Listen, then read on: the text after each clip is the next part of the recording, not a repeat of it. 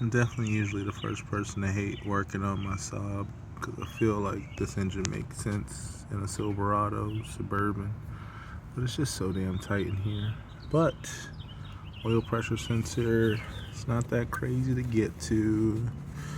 Try to get to this baby with the one hand to unclip. That's off. Decided to splurge a little and brought the socket that's supposed to be able to go on top of this and make my life easier. Oh, might not be able to get to this with one hand. Let me put this on. Be right back. Alright, so it was a tad bit of a fight, but with the socket that I brought, with an angle and a short, I want to say about a 3-inch extension, and a short stubby wrench, I was able to get that on there so that I can loosen this up. So I'm gonna loosen this up and take it off. So this is my old sensor. I was told that there's a screen down in that hole. I can't really see it that well quite yet, but I got a snake camera. I'm gonna put it down there and see if I can see that screen that everyone tells me about that gets clogged up on these.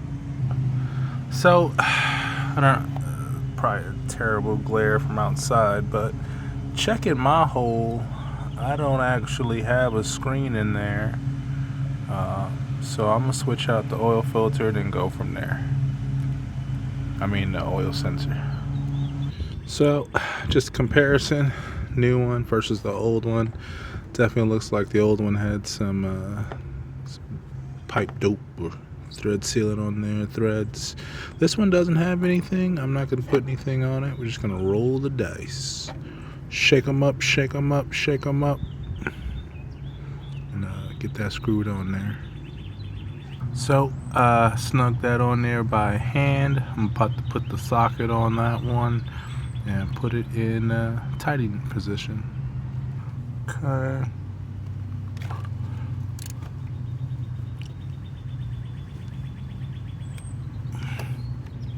Just a little snug. Nothing crazy.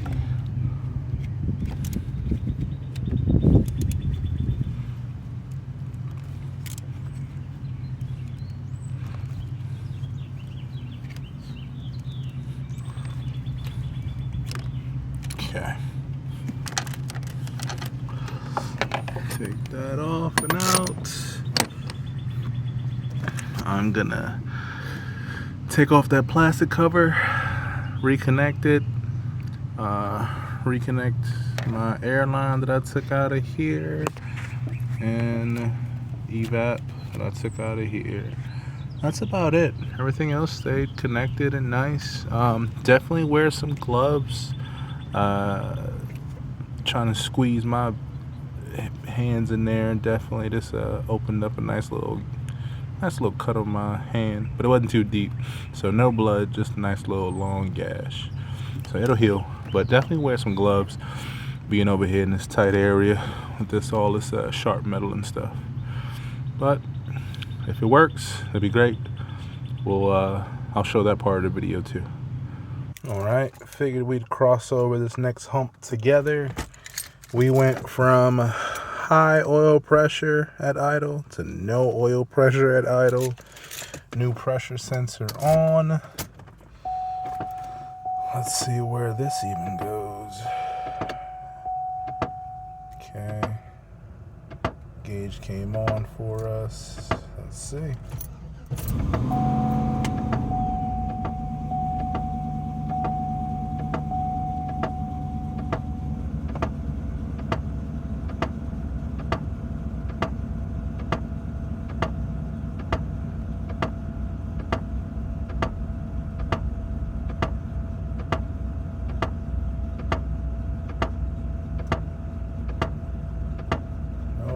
Pressure.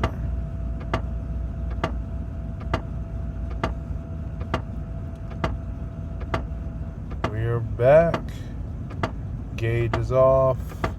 The check engine light code that's there now was about the sensor. So I'd like to say we possibly fixed our issue. Now on to the blend doors. Always something to do. But appreciate all you guys' help. This solved my issue. Hopefully this little video helps somebody else as well along the way. But 154,000 miles, new sensor. I think the old one went bad out of nowhere on me.